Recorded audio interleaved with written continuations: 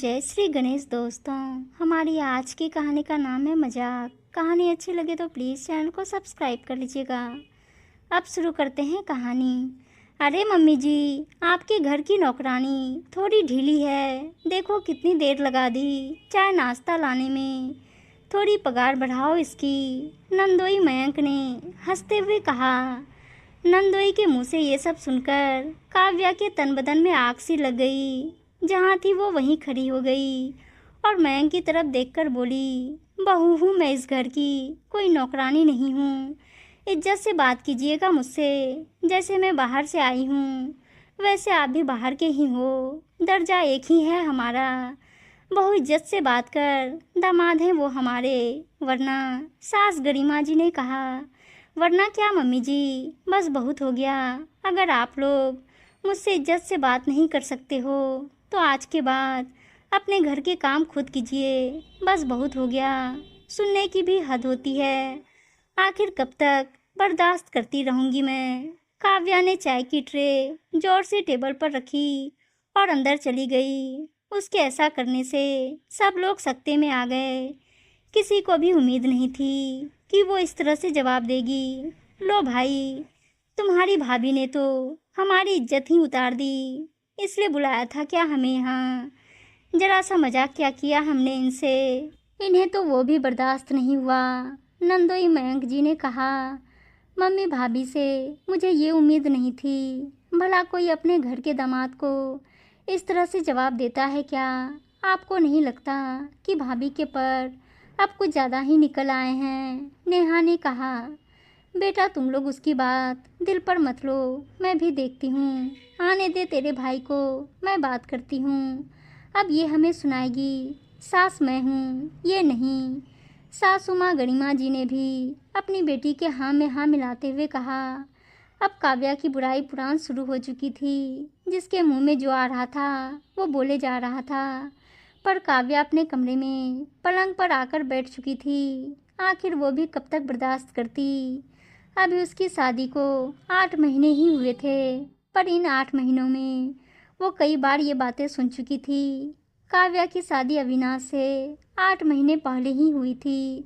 उसकी शादी से पहले इस घर में काम करने के लिए मेड कमला आती थी। जब पापा अविनाश को देखने के लिए यहाँ आए थे तब खुद गरिमा जी ने बताया था कि कमला उनके घर पिछले 10 साल से आ रही है और सारा साफ सफाई, बर्तन और कपड़े धोने का काम वही करके जाती है।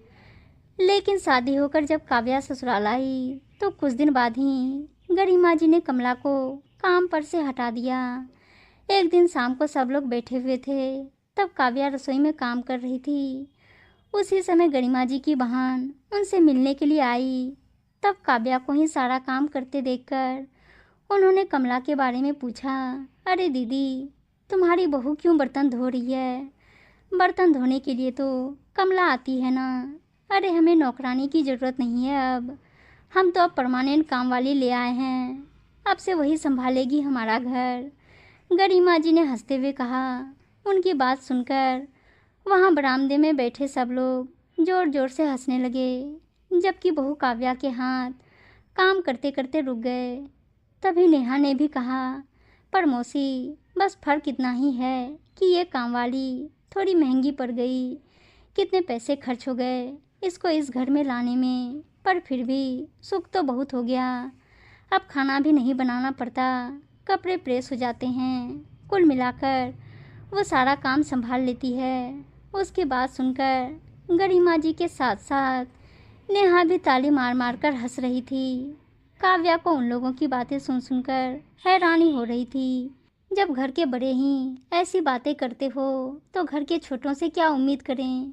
उनकी सह पाकर नेहा भी आए दिन कुछ ना कुछ कह देती थी। वो अविनाश से कुछ कहती है तो अविनाश हंसकर टाल देता, अरे मम्मी मजाक करती हैं, क्यों उनकी बात दिल पर लेती हो। और नेहा का क्या है, वो तो कुछ दिन बाद ही शादी होकर चली जाएगी। वैसे भी उसकी सगाई हो चुकी है। काव्या उसके बाद कुछ कह नहीं पाती। 1-2 बार उसने अपने पापा से भी कहा था, पर पापा ने भी उसे समझा दिया, बेटा ससुराल में छोटी मोटी बातें होती ही रहती है। तुम्हें इतनी छोटी छोटी बातों पर दिल नहीं दुखाना चाहिए। अगर वो ऐसा कहते हैं तो तुम इग्नोर करो। वैसे भी बहू घर की नौकरानी नहीं बल्कि घर संभालने वाली होती है, गृह लक्ष्मी होती है। उसके बाद उसने पापा से भी कुछ नहीं कहा, पर ये तो रोज के ही किस्से हो गए थे। 4 महीने बाद ननद नेहा की शादी भी हो गई। सोचा अब बदलाव होगा, पर अभी भी वही हाल थे, वही ढाक के 3 पात। अब तो नंदोई मयंक भी इसमें शामिल हो चुका था, इसलिए काव्या ने आज पलटकर जवाब दे ही दिया। खैर, अभी बाहर सब लोग बैठकर बहु बुराई पुराण कर ही रहे थे कि अविनाश भी आ गया। उसके आते ही मयंक और नेहा घर जाने के लिए खड़े हो गए। ये देखकर अविनाश हैरान हो गया। मैं भी घर में आया ही हूँ और आप लोग जाने पर तैयार हो गए। थोड़ी देर तो रुको, खाना खाकर जाना। नहीं भैया, हमारा तो भाभी की बातों से ही पेट भर गया, अब हम यहाँ नहीं रुकेंगे। कितनी बेइज्जती की है हमारी उन्होंने आज, नेहा ने कहा। क्यों, ऐसा क्या कह दिया काव्या ने? अविनाश ने हैरानी से पूछा। अरे थोड़ा सा मजाक ही तो किया था, उस पर कितना कुछ सुनाकर चली गई वो, बहुत पर निकल आए उसके। अविनाश समझा ले उसे, गरिमा जी ने गुस्से से कहा। गरिमा जी की बात सुनकर अविनाश को समझते देर नहीं लगी कि क्या बात हुई होगी।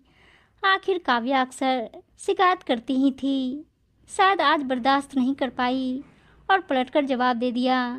ठीक है मम्मी, मैं बात करता हूँ उससे, पर ये लोग खाना तो। अविनाश अपनी बात पूरी कर ही नहीं पाया कि मयंक बीच में ही बोल पड़ा। अविनाश भैया, आप बात करते रहना, हम लोग चलते हैं। रही बात खाने की, तो हमारा तो भाभी जी की बात सुनकर ही पेट भर गया, हम खाना घर पर ही खा लेंगे, मयंक ने कहा। पर आपके घर की ये नौकरानी खाना बना देगी? मुझे जहाँ तक पता है, नेहा को कहीं जाकर आने के बाद खाना बनाने में बड़ा जोर आता है, अविनाश ने हंसते हुए कहा। अविनाश, क्या बदतमीजी है ये, तुम अपनी बहन को नौकरानी कह रहे हो? गरिमा जी ने उसे डांटते हुए कहा। मम्मी, मैं तो बस मजाक कर रहा हूँ, क्यों बात दिल पर ले रही हो? अविनाश हंसते हुए बोला। ये मजाक था, बड़ा ही वाहियात मजाक था अविनाश भैया। आप अपनी ही बहन को नौकरानी बोल रहे हो। हमारे घर में बहू को नौकरानी नहीं बोला जाता, उनका सम्मान किया जाता है, मयंक ने कहा।